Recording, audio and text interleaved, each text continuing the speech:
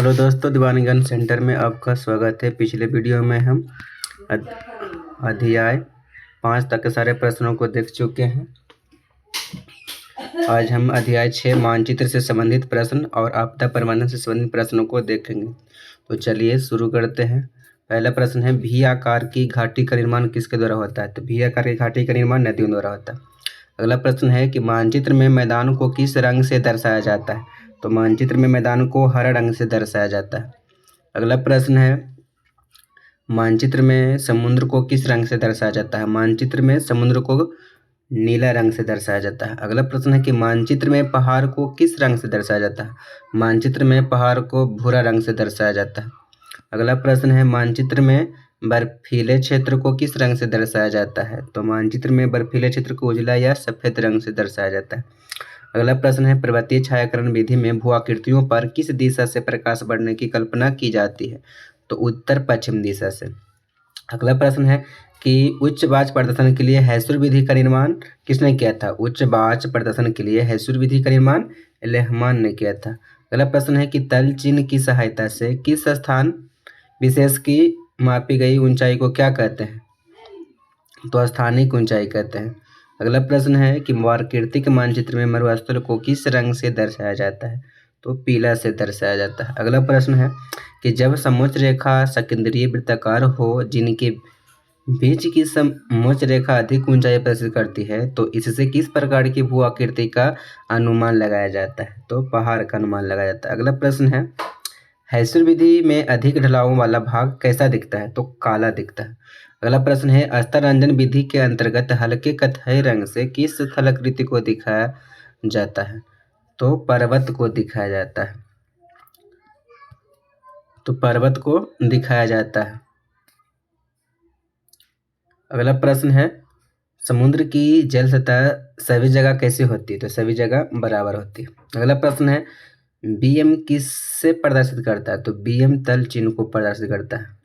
अगला प्रश्न, एक समोच्च रेखा द्वारा क्या प्रस्तुत किया जाता है? समोच्च रेखा द्वारा उच्च वाच प्रदर्शन प्रस्तुत किया जाता है।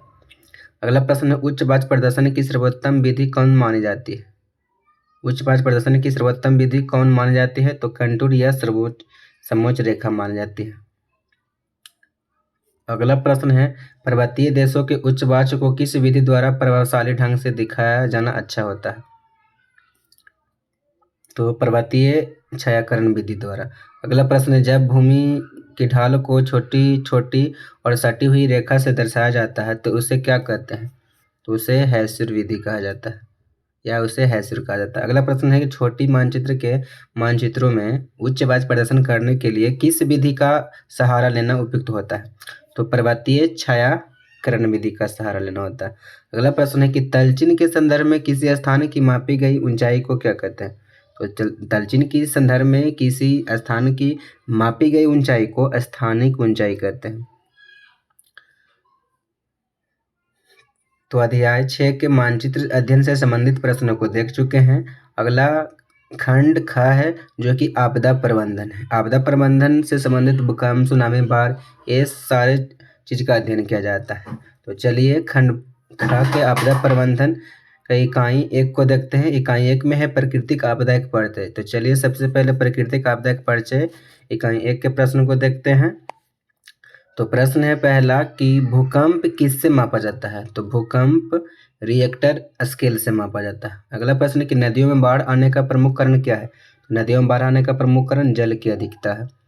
अगला प्रश्न है कि बाढ़, भूकंप, सुनामी, सुखाड़ कैसी आपदा है? तो ये सब मानव जनित आपदा, ये सब प्राकृतिक आपदा है। बाढ़, भूकंप, सुनामी, सुखाड़ कैसी आपदा है? ये सब प्राकृतिक आपदा है। अगला प्रश्न है, सांप्रदायिक दंगे, आतंकवाद, बम विस्फोट, ये सब कैसी आपदा है? तो ये मानव जनित आपदा है। अगला प्रश्न है, प्राकृतिक आपदाओं के दुष्परिणामों को कम करने का उपाय किया जाना या प्रबंध किया जाना क्या कहलाता है? प्राकृतिक आपदा को प्रबंध किया जाना क्या कहलाता है? या दुष्परिणामों को कम करने का उपाय किया जाना आपदा प्रबंधन कहलाता है। अगला प्रश्न है कि समुद्र में भूकंप या विनाशकारी समुद्री लहर को क्या कहा जाता है? तो सुनामी कहा जाता है। अगला प्रश्न है, बंगाल की खाड़ी में चक्रवात किस महीने में भयानक होता है? तो अक्टूबर नवंबर में होता है। अगला प्रश्न है, भारत का कौन सा क्षेत्र भूस्खलन से अधिक प्रभावित होता है या प्रभावित है? तो कश्मीर और उत्तराखंड। अगला प्रश्न है सुनामी किस भाषा का शब्द है? तो सुनामी जापानी भाषा का शब्द है। अगला प्रश्न में बिहार में भयानक भूकंप कब आया था? तो बिहार में भयानक भूकंप 15 जनवरी 1934 में अभी तक का सबसे भयानक भूकंप आया था।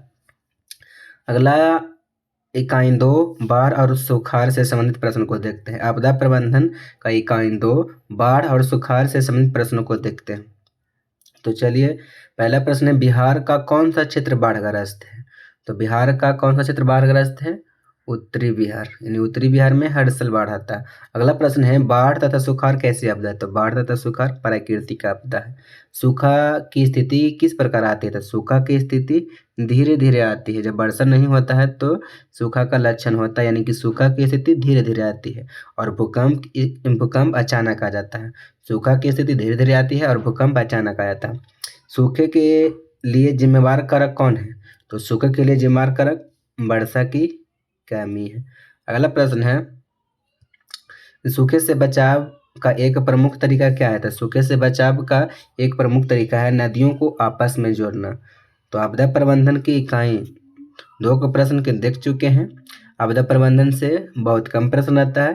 तो चलिए आपदा प्रबंधन से संबंधित इकाई 3 भूकंप एवं सुनामी से संबंधित प्रश्नों को देखते हैं। तो चलिए शुरू करते हैं। पहला प्रश्न है महासागर की तली पर होने वाले कंपन को किस नाम से जाना जाता है? तो सुनामी के नाम से जाना जाता है। अगला प्रश्न है कि 26 दिसंबर 2004 को विश्व के किस हिस्से में भयंकर सुनामी आया था? तो बंगाल की खाड़ी में आया था। अगला प्रश्न है भूकंप से पृथ्वी की सतह पर पहुंचने वाले सबसे पहली तरंग को किस नाम से जाना जाता है? तो सबसे पहली तरंग को पी तरंग के नाम से जाना जाता है। सबसे पहले तरंग को पी तरंग के नाम से जाना जाता है। अगला प्रश्न है कि भूकंप केंद्र की ऊर्ध्वाधर पृथ्वी पर स्थित केंद्र को क्या कहा जाता है? भूकंप केंद्र के ऊर्ध्वाधर पृथ्वी पर स्थित केंद्र को क्या कहा जाता है? तो अधिक केंद्र कहा जाता है। अगला प्रश्न है भारत को कितने भूकंपीय पेटी यानी कि जोन में बांटा गया है? तो भारत को 5 भूकंपीय पेटी में बांटा गया। अगला प्रश्न है कि भूकंप के समय उठने वाले तरंगों को कितने भाग में बांटा गया है? भूकंप के समय उठने वाले तरंगों को 3 भागों में बांटा गया है, पी तरंग, एस तरंग और एल तरंग। अगला प्रश्न है सबसे तेज गति से कौन तरंग चलती है? सबसे तेज गति से पी तरंग चलती है। अगला प्रश्न है सबसे अधिक विनाशकारी तरंग कौन होती है? तो सबसे अधिक विनाशकारी तरंग एस तरंग होती है और यह अनुप्रस्थ तरंग होती है। जबकि पी तरंग अनुदैर्ध्य तरंग होता है और एस तरंग अनुप्रस्थ तरंग होता है। एस तरंग अधिक विनाशकारी होता है और पी तरंग कम विनाशकारी होता है, क्योंकि पी की गति स्पीड होती है जिसके कारण कम नुकसान पहुंचाता है और एस तरंग की गति धीमी होती है जिसके कारण धीमा होने के कारण काफ़ी समय तक रह जाता है और अधिक विनाशकारी होता है। अगला प्रश्न है इकाई 4 से संबंधित प्रश्न है जीवन रक्षक आकस्मिक प्रबंधन। तो चलिए इसमें देखते हैं। प्रश्न है बाढ़ के समय किस स्थान पर जाना चाहिए? तो बाढ़ के समय ऊंची भूमि वाले स्थान पर जाना चाहिए।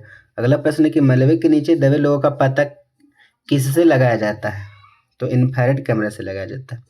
अगला प्रश्न है कि आग से जलने की स्थिति में जले हुए स्थान पर क्या प्राथमिक उपचार करना चाहिए? तो ठंडा पानी डालना चाहिए। अगला प्रश्न है बस्ती या मकान में आग लगने पर क्या करना चाहिए? तो अग्निशामक यंत्र को बुलाना चाहिए। अगला प्रश्न है कि सुनामी किस स्थान पर आता है? तो सुनामी समुद्र में आता है। आपदा प्रबंधन से संबंधित चैप्टर इकाई 5 को देखते हैं आपदा काल में वैकल्पिक संचार व्यवस्था। तो चलिए इसमें देखते हैं समान संचार व्यवस्था के बाधित हो जाने का प्रमुख कारण क्या है? तो समान संचार व्यवस्था के बाधित हो जाने का प्रमुख कारण केबल यानी कि तार को टूट जाना होता है। अगला प्रश्न है कि संचार का सबसे लोकप्रिय साधन क्या है? तो संचार का सबसे लोकप्रिय साधन टेलीफोन या मोबाइल। अगला प्रश्न है सुदूर संवेदी उपग्रह रिमोट सेंसिंग उपग्रह का प्रयोग किस लिए होता है? तो संसाधनों की खोज के लिए होता है। सुदूर संवेदी उपग्रह या रिमोट सेंसिंग उपग्रह का प्रयोग किस लिए होता है? संसाधनों की खोज के लिए होता है। तो चलिए आपदा प्रबंधन से संबंधित चैप्टर इकाई 6 आपदा और सह अस्तित्व से संबंधित प्रश्नों को देखते हैं। तो प्रश्न है पहला कि भूकंप संभावित क्षेत्रों में भवनों की आकृति कैसी होनी चाहिए। तो भूकंप संभावित क्षेत्रों में भवनों की आकृति आयताकार होनी चाहिए। भूकंप प्रभावित क्षेत्रों में भवनों की आकृति कैसी होनी चाहिए, आयताकार होनी चाहिए। अगला प्रश्न है कि सुनामी प्रभावित क्षेत्र में मकानों का निर्माण कहाँ करना चाहिए। तो समुद्र तट से दूर ऊंचाई पर करना चाहिए। समुद्र किनारे से दूर भी होना चाहिए और ऊंचे स्थान पर करना चाहिए। अगला प्रश्न है कि बाढ़ से सबसे अधिक हानि किसको होता है। तो बाढ़ से सबसे अधिक हानि फसल को होता है। अगला प्रश्न है कि गुजरात के भुज में भूकंप कब आया था। तो गुजरात के भुज जिला में भूकंप आया था 26 जनवरी 2001 को। गणतंत्र दिवस के अवसर पर भी आ गया था। 26 जनवरी 2001 को गुजरात के भुज में भयंकर भूकंप आया था। इसमें काफ़ी लोगों की मृत्यु हो गया था। तो इस तरह हम ज्योग्राफी के सारे प्रश्नों को देख चुके हैं चैप्टर बाय चैप्टर। खंड क में 6 चैप्टर था और खंड ख में आपदा से प्रबंधित चैप्टर 6 भी था। तो सारे प्रश्न को देख चुके हैं। अगर आपको वीडियो अच्छा लगा हो तो लाइक करें, मेरे चैनल दीवान ज्ञान सेंटर को सब्सक्राइब करें और अपने दोस्तों को शेयर करना है। अगर चाहते हैं कि आप भी मैट्रिक की परीक्षा 2025 में बेहतर अंक लाएं तो वीडियो को देखें पूरा और अच्छे से याद कर लें। और अगले वीडियो में हम ज्योग्राफी से संबंधित ऑप्शन सहित प्रश्नों को लाएंगे और विथ ऑप्शन के साथ उसको देखेंगे। वीडियो अच्छा लगा हो तो लाइक करें, सब्सक्राइब करें। जय हिंद।